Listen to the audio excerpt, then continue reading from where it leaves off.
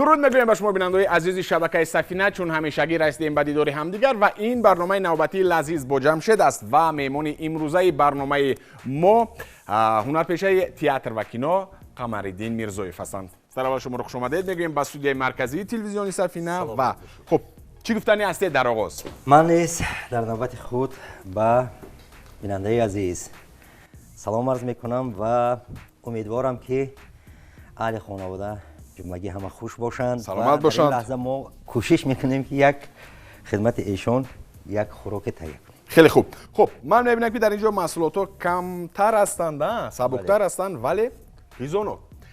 خودتون بهترش برای بیننده عزیز میگفتید که امروز کدام خوراک رو آماده میکنید شما؟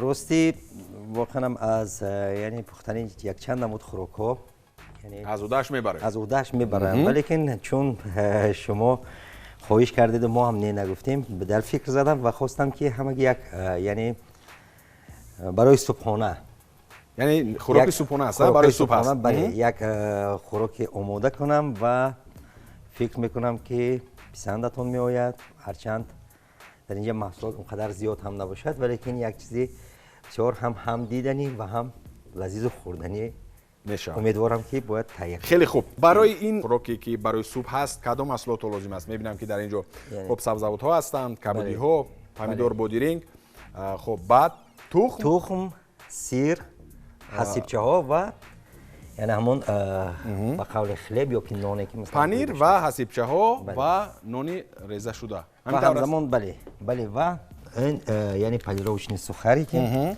یعنی این چیز برای زیب دادنی همون خوراکمون. خیلی خوب. و روغن از جمله. بله روغن. نمک و دیگر بله خوکه ها. خیلی خوب. دوستان عزیز، اکنون شما فهمیدید که کدام خوراک است امروز، کدام محصولات ها استفاده می شود در این خوراک. من باوری کامل دارم که بسیار یک خوراک با لذت می آید و به شبهه در دوام صحبت خواهیم فهمید از فعالیتی خب قمرالدین میرزویف. بعد از چند لحظه برمیگردیم و شروع میکنیم آماده کردن. ما رو همراه باشید. این برنامه لذیذ با جمشید است دوستان. فکر میکنم که برای دو نمودی یعنی صبحانه خیر بسندگی میکند و من پیشنهاد دارم که یعنی بعداً یعنی این خوراک رو خودتون نامگذاری میکنید. من میخوام که یک باره یعنی هر دوی اون رو آماده کنم. یعنی میتوانیم در علاوه‌دگی یکیش رو آماده کنیم یک صبحانه بخوریم یعنی دیگرش رو روزی دیگر میتوانیم راه اندازی کنیم چون از بس که ما امکانیت داریم و محصولات ها هم هستن و وقتمون هم یعنی در اختیار داریم. من میتوانم یعنی هر دوی اینو آماده کنیم و من پیش از همه یعنی برای اولین شده یعنی از پامیدور خب یعنی ما ببین جمشید جان اکنون اینه از چی شروع میکنیم؟ دست اول ما آب رو میجوشانیم که ما آب رو تیار کردیم و پامیدور رو در این شکل میبریم. حتما در این شکل میبریم. یعنی شما گفتنی هستید که آغاز کردید از بریدن پامیدور. بله چون یعنی این پامیدور خب هرچند ما آغازمون از این کار است ولیکن یعنی اینها هدف و کارشون در آخر یعنی استفاده میشه چون اینا فرصت میخوان برای که یک کاری کنیم. یعنی این یعنی چون من 3 دانه پامیدور گرفتم حالا میخوام که کارمون آجیلی و اونجا هر نفری که میخواد یعنی این کار رو راه اندازی کنه این صبحانه رو تیار کنه در خانواده‌اش یعنی میتواند تعداد نفران خانواده رو یعنی به نوبت گیرد و واسه همون یعنی میتواند که 4 دانه پامیدور میتواند 5 دانه پامیدور یا شاید کمتر هم استفاده کنه. موافقی همون چند نفری که هست. بله خوب ما پامیدورها رو بریدیم در شکلی یعنی که نشون دادم و آنها رو موندیم و آبی که جوشیده است یعنی بالایش میریزیم.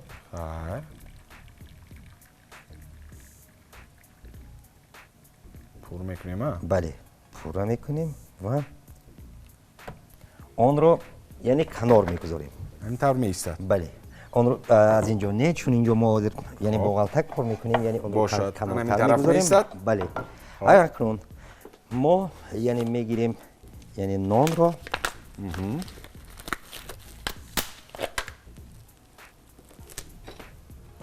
اون رو میگیریم. بله و کاری از همه اساسی ما یعنی شروع می شود با نان. همین مهری همین کسب چگونه در دل شما شور ازت پیدا شد؟ راستی یعنی اومدن با کسب یک جوری یعنی بازم روی راست میگویم که بخوام چون بارها گفتم این گپ رو یعنی تصادفاً من به این کسب اومدم. تصادفاً بله، چون یعنی اردوی هنرپیشه شدن داشتم، یعنی یک زمان سخت میخواستم آوازخوان شوم. ولی یعنی برای آوازخوان شدن بود همون لایقت بود؟ بله یعنی یک نوع، یعنی دورانی که داشتیم مکتب رو ختم میکردیم، یعنی اون زمان ما یعنی سرودخوانی هم میکردم و بعدا سال اولی که به دانشکده دولتی صنعت یعنی برای حجت سپاری آمدم به بخش یعنی آوازخوانی، در اونجا چون یعنی از من خواهش کردند که یگان اسباب موسیقی رو نوازم، یعنی شرط گذاری بود که اونجا تنها یعنی باید معلومات موسیقی داشته باشی و که از نواختن یگان اسباب موسیقی یعنی برخوردار باشی. چون من یعنی گویم که دورانی که 2-3 سال آخری که برای مثلا هر یک یعنی جوان تقدیرساز است، یعنی دورانی انا همون وقتی که رو جانب بلاغت میاری و داری مثلا مکتب رو ختم میکنی، گمان میکنم که دورای از همه حساسترین و اساس‌ترین است. یعنی این گرفتن از صنف 8 تا صنف 11 همین 3 سال آخری که باید یعنی هر یک انسان خلاصه برداری کند که درباره آینده‌اش یک اندیشه کرده باشد. متاسفانه انا همون دوران یعنی ما را یک دوران بی‌نظامی که در کشور یعنی راه اندازی شده بود، انا همون گیردارهای بی‌معنی که سال‌های 1991 شروع شد تا 93-94 ادامه کرد، یعنی کمک یعنی مجبور ساخت که ما هم کنارنشینی کنیم و امکانیت یعنی فراختر مثلا از خود کردن همین چیزا نبود، یعنی اسباب موسیقی و این چیزا نبود. و سال اول من داخل شده نتوانستم به یعنی دانشکده صنعت و رفتم طول 1 سال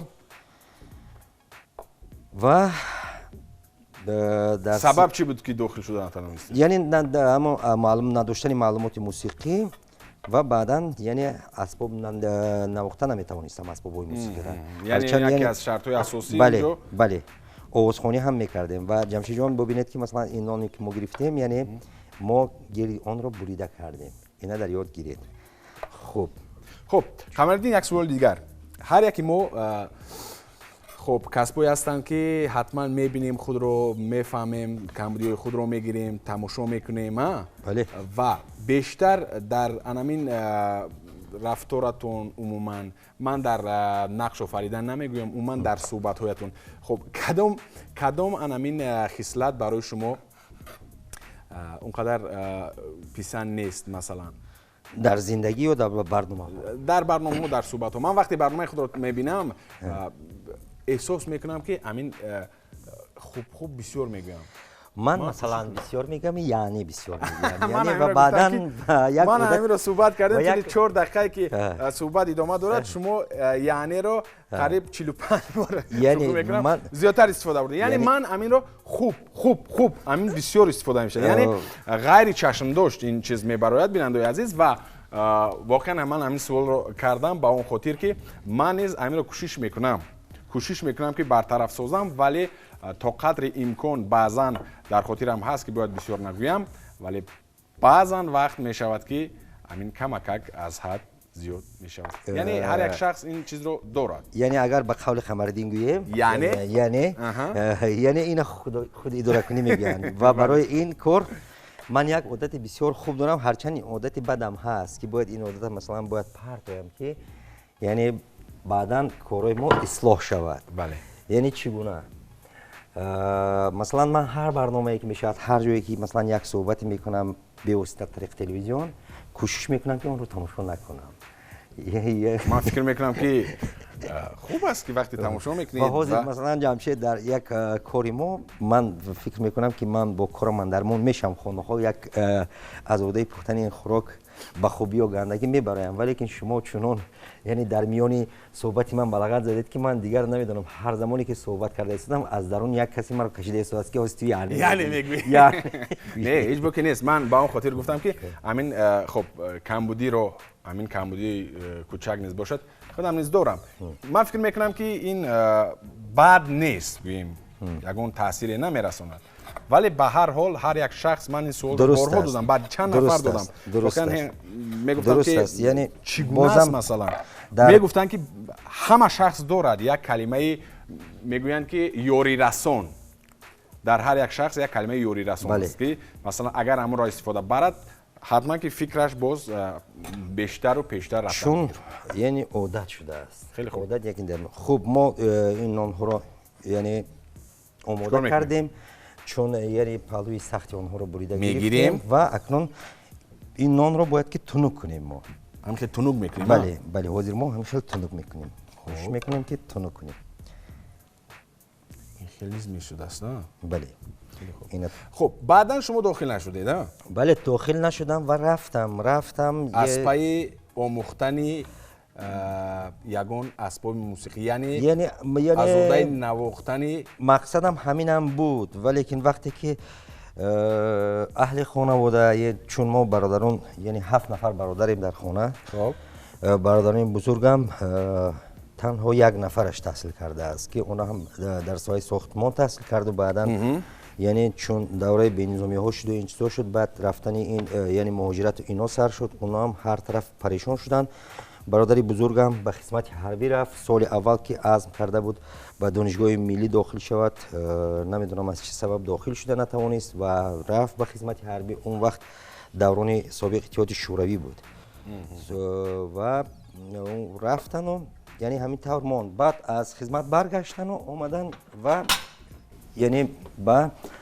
وزارت کارهای داخلی همچون با میلیتیا کار در آمدن بله با میلیتیا کار در آمدن و همین طور ماند برادر دیگر هم رفتن خدمت همین خیل یعنی کارهای انفرادی کردن و همین خیل در خانواده یک چیز شد سال اولم که من یعنی رفتم شادروان پدرم یک عادت داشتن که میگفتن که هر کس خودش باید موفق شود در زندگی بله عزم کنید تلاش کنید راهتون رو پیدا کنید یعنی من هر قدری که توانستم برای شما یک کاری کردم تازه اکنون باقیش رو مثلا عزم کنید که در زندگی یک کاری را خودتون پیدا کنید یعنی مانعی نمی‌کردم برای این و اون یک کسب ما و وقتی که منم یعنی اگر صرف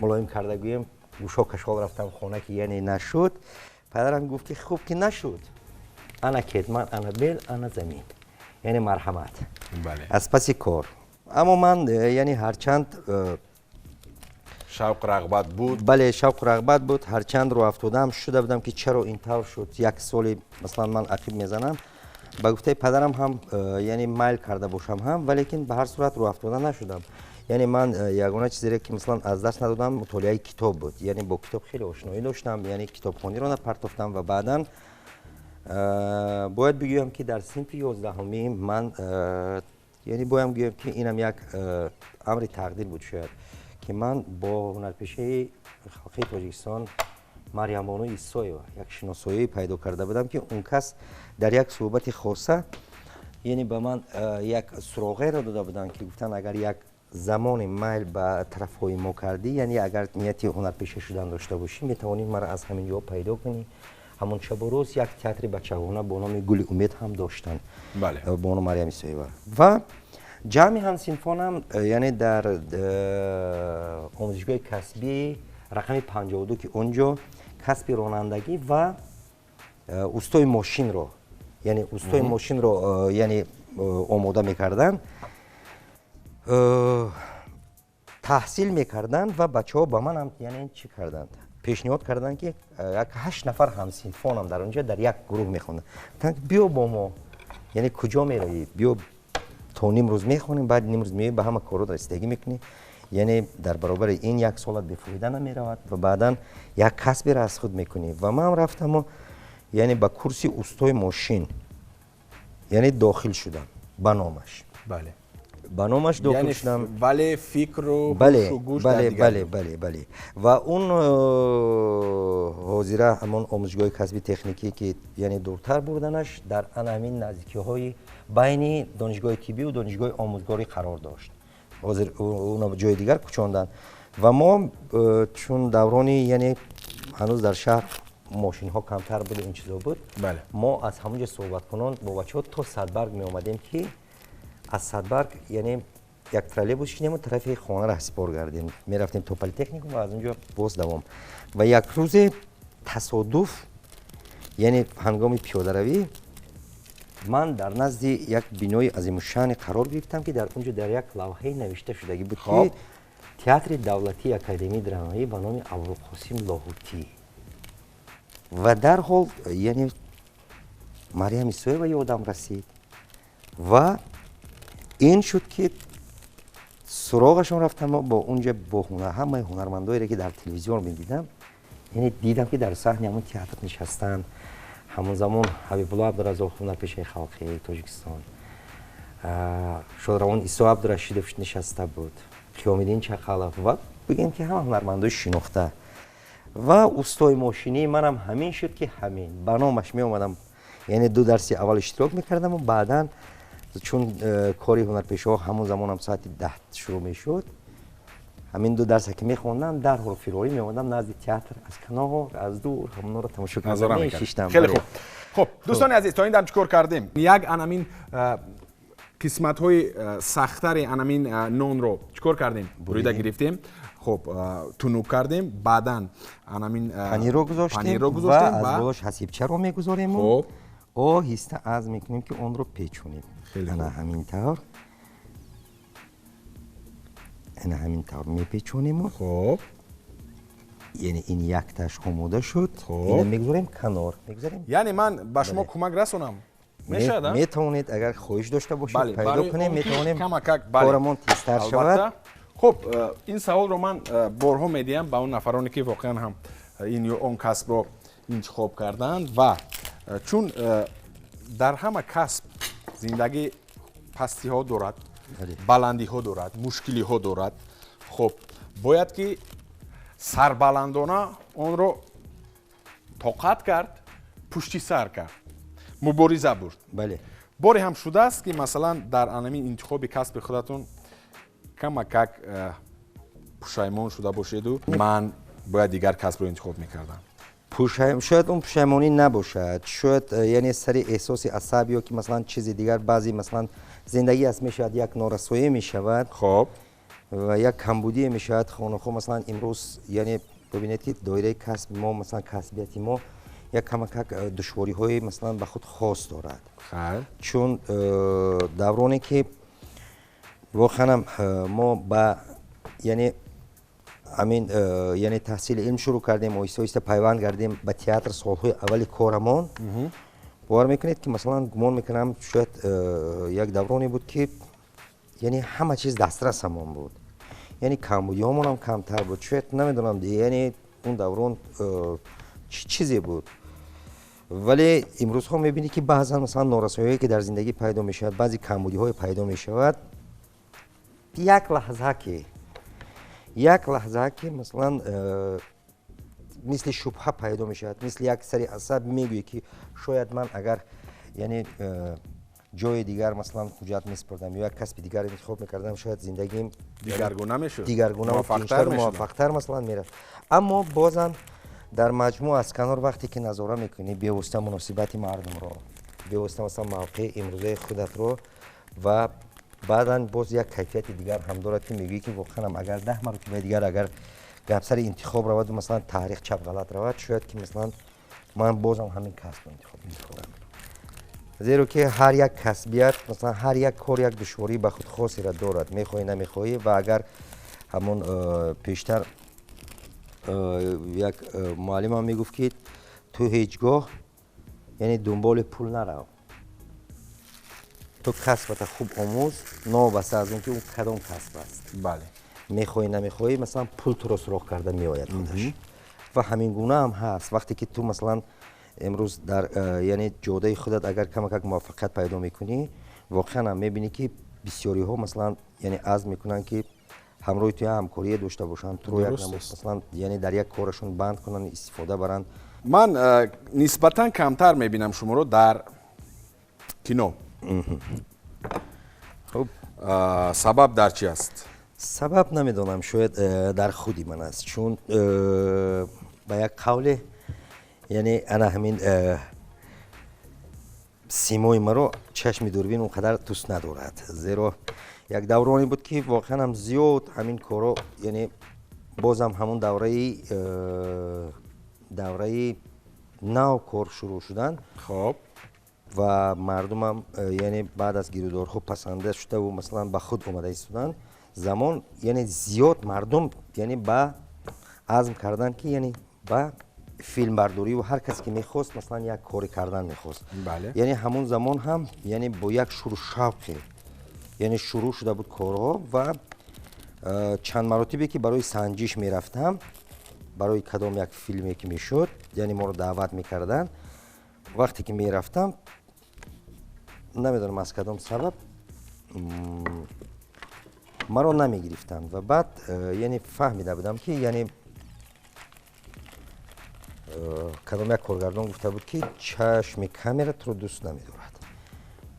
شاید یعنی اون کارگردان ها مثلا چیزی رو میگفتن که مثلا شاید من طلبات اونها رو خونه کردن نمیتونستم و همینش بود که راستی من خودم کم میرفتگی شدم چون هر باری که میرفتم باری اول و دوم و سوم که وقتی میروی که مثلا میبینی نمیگیرم تو رو کمک رو افتاده میشه رو افتاده هم نه بعد آدم بعضا در خودش مثلا یعنی میگویی که یعنی کجا باید روم دیگر درست کجا روم وقتی که میدونم که همین کاری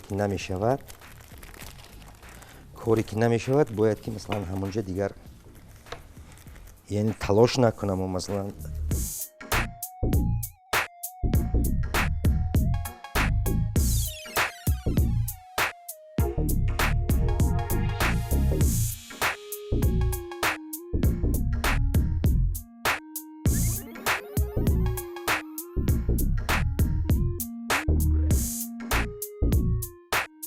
خب دوستان عزیز الکی تا این دم چیکار کردیم شما میبینید ما انمون نون ها رو تنوگ میکنیم کمکک بعدن پنیر رو از بولش میمونیم و بعدی وای خب حسیبچه رو گرفته میگذاریم و میپیچونیم.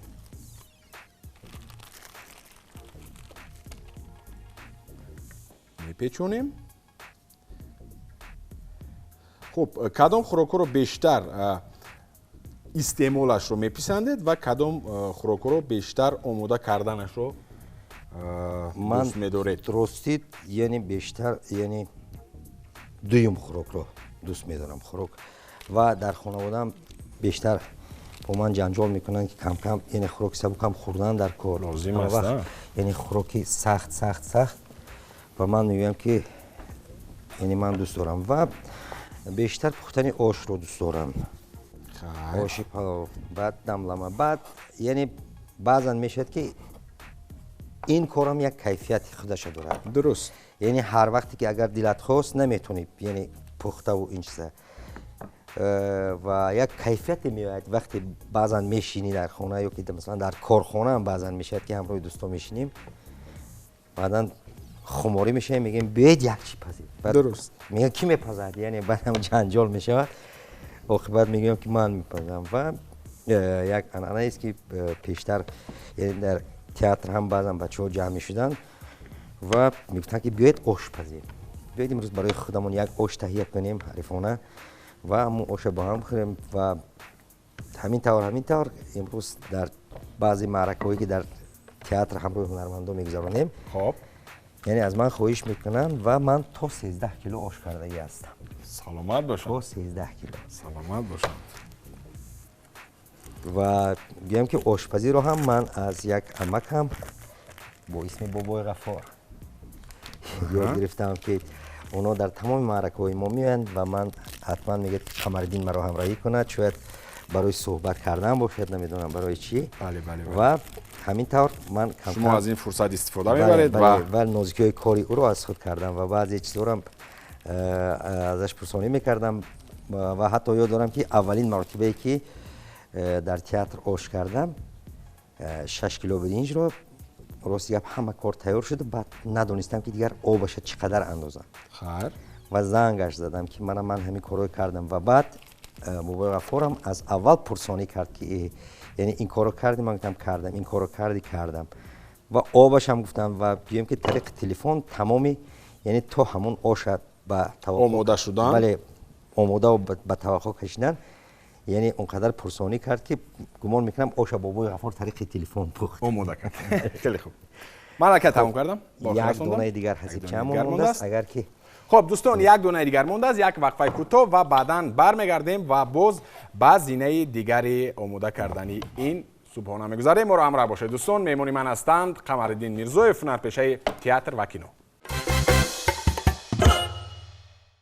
زینه اول با آخر رسید، یعنی چیکار کردیم انیخترش من کمک کردم به خمیردین و انمون نان ها رو تونو کردیم ها. بله. بعدن پنیر رو از بلش گذاشتیم، بعدن حسیبچه ها رو و تاب دادیم گذاشتیم این طور و زینه دویم چیکار میکنیم؟ یعنی تخم رو میگیریم و خب یعنی 4 دونه تخم رو میشکنیم.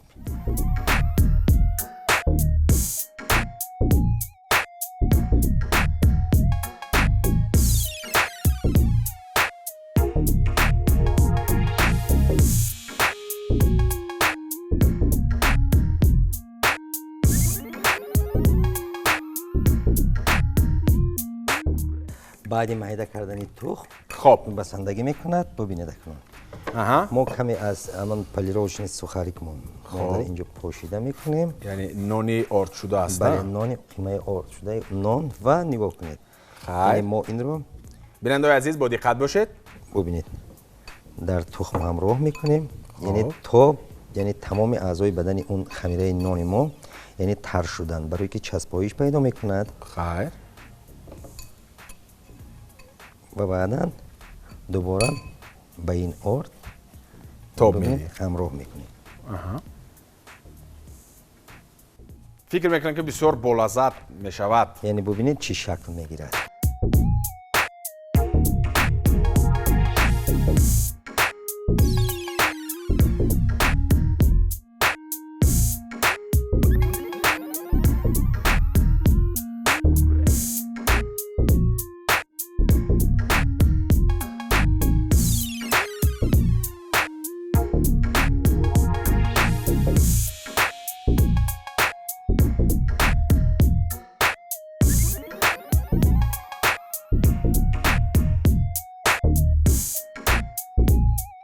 چهار تخم رو آمیخته کردن و بعدا در آمیخته این تخم خب انمون حسیبچه‌ای که بود با پنیر تاب داده شده و بعدا با انمون آردی نان چیکار کردیم؟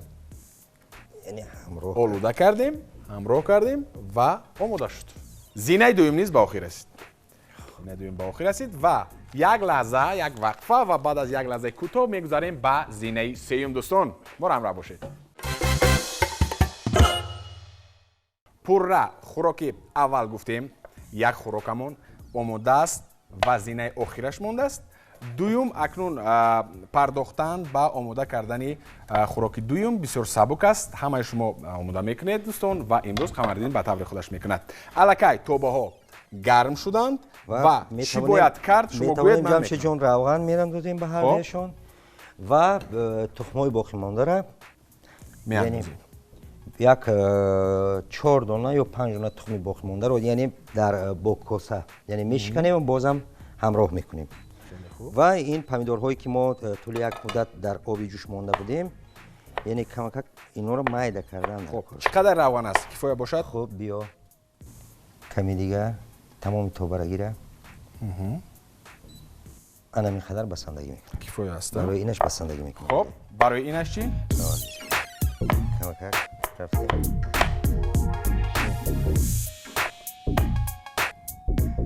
کفایه است. بله. خب اینجا روغن زیاد در کار نیست چون صبح صادقانه است و یعنی روغن زیاد میتواند که بعد در هوای گرما اگر که بیرون برای چند تخم شکنیم اینجا؟ میتونیم یعنی بازم گفتم یعنی زیاد میشود شاید یک 5 دانه شکنیم. 5 دانه. یک دانه میموند. اکنون یک دانه ماند اکنون شما میگید. بشکنید. بشکنیم. چون یک عادت است. یک عادت است که باید مثلا همه وقت باید ذخیره داشته باشیم اقلا برای برنامه آینده. هر چی که شما میگویید یک دانهش میمونه. بله بگذار ماند. شما رو پسونده است داده استین یک دانه تخم و بیت جمشید جون. خب اون یک دانه شمایده کنید حق صغیر کبیر باشد. خب یک دانه دیگر رو میده میکنیم. انا و میگذاریم با آمیخته کردن. خب آمیخته میکنیم. یعنی خوراک‌های ما رو محصولات اساسیش تخم است نه؟ بله. محصولات اساسیش چون تخم است. یعنی صبحانه گفتیم و تخم یک غذایی است که واقعا قوت بخشنده است و در ترکیبش هم سفیدی دارد هم زردی دارد و صبح مثلا یک نیروی میبخشد به آدم که چون عازم کار میشوی یعنی باید یک قوه و نیرو باشه. نیرو قوه کاری داشته باشی. اصلا میگویند اکثریت که انامین صبحانه نمیکنند ولی در تیپ دکتران میگویند که صبحانه کردن حتمی است. ولی در بعضی جایها وقتی که میخونی میگویند که خب نفری که خب اشتهای صبحانه کردن ندارد بگذار که صبحانه نکند. شما چی فکر دارید؟ یعنی من فکرم واقعا طرفداری همون کردن صبحانه هستم. مجبورم که یعنی خود شما مثلا سر صبح خستید از خوب انمون اشتها هست؟ نه مثلا بسیار حالتی می شود که یعنی من شخصا من نیست صبحانه نمیکنم. یعنی اکنون صبحانه به معنی اون نه که مثلا تو باید حتما بکنی، حتما باید یعنی حتما باید یک خوراک آماده کنی، حتما باید یک چیزی بخوری. مثلا بعضا میشد که من همگی یک پیاله قند چای میخورم، یک پیاله قند چای و همون یعنی گویم که نیرو میبخشد. چون جسم آدم هم مثل یک مکانیزمی است که مثلا همواره یعنی طلباتش همین گونه است که طلب میکند که یعنی باید استعمال کنی. خب بلندتر کنم این رو؟ بله بله بله. یعنی میتونید یعنی روغن اینش هم میتونید بلند کنید. یعنی چون آماده است کاری ما میکردگی آماده. 4 میشد؟ بله. یا 5؟ بله 4 5 هر قدر تفسون شود که یعنی این بلند باشد خوبتر است. بله باید که یعنی در کمک علاوه تستر میپزد این چیزی ما. جمشید جان یعنی با اون غذا کمک مرچ و نمک در این تخمه. یعنی بله من اینا به شما باوری میکنم. خب و شما یک کار کنید که نه تیز کنید و چون صبح صادق یعنی تیز بدم نخورند و شور هم نکنید که تمام روز باید آب کوفته نگردن. درست. عاقبتمون بخیر باشد. خب از این میشود؟ بله بله از این کمک یعنی برای مزه پیدا کردن. اینو همراه کنید یک بار دیگر. قبل دیگر آمیخته میکنیم دوستان. خب دوستان عزیز الکه شروع کردند خمریدین 2 حسیبچه واردی توبه گردید و میبینید که تا کدام اندازه من این برای پخته شده گرفته. خب اول در اینجا چی رو میاندازیم؟ یعنی پمیدوری ریزه کرده شده رو یک جویه. با آبش یک جویه. خب گفتیم که خوراک دوم است. صبحانه دوم این به اصطلاح عملیات میگویند که اکثریت ما در صبحانه استعمال میکنیم. نفران که یعنی باید چون ما اینجا موادی که در دست داشتیم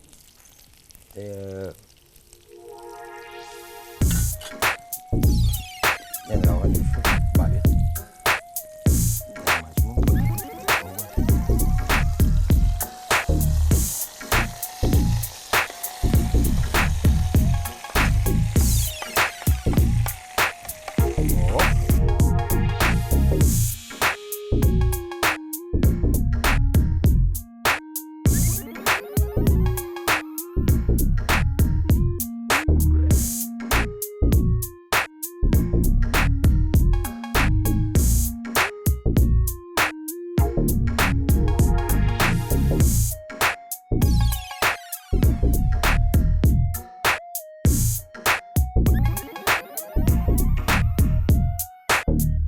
اکنون میتوانی یعنی تخم رو از بالایش ملایم کرده. بله ریزی. یعنی تمام جا یعنی پهن میکنیم.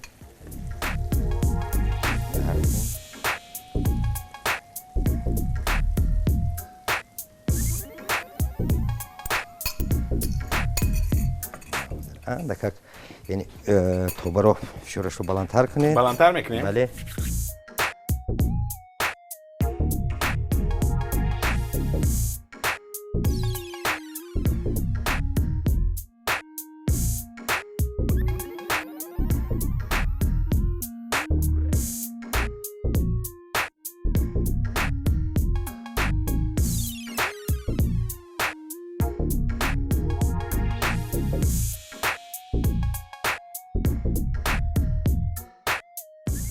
و همین از دوستان آرایش میدید قمرالدین و بعد از یک لحظه میبینیم که برای آرایش مهارت ملکه لازم. یعنی این یعنی ما در خوردنش فقط یعنی مهارت ملکه داریم. یعنی این کار راستی چون مجبورمون کردن که به آرایش پیشکش نکنید. خیلی خوب. خب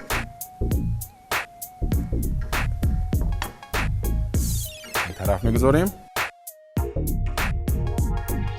دوستان عزیز، الکی ببینید که چگونه آماده شده است و کمک دست من میسوزد و بعد از یک لحظه کوتاه خب میچشیم با قمرالدین و میگویم که چگونه لذت چگونه مزه دارد. ما رو همراه باشید.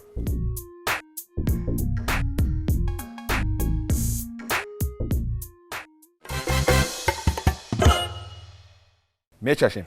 مرحمت. چون شما با نمک مرچ کار داشتید، من این سر میکنم شما را خوش میکنم که اکنون باشد کشیده ما رو بشنید. باشد. خب دوستان عزیز میچشیم خب و میگویم که چگونه در اینجا لذت و مزه دارد.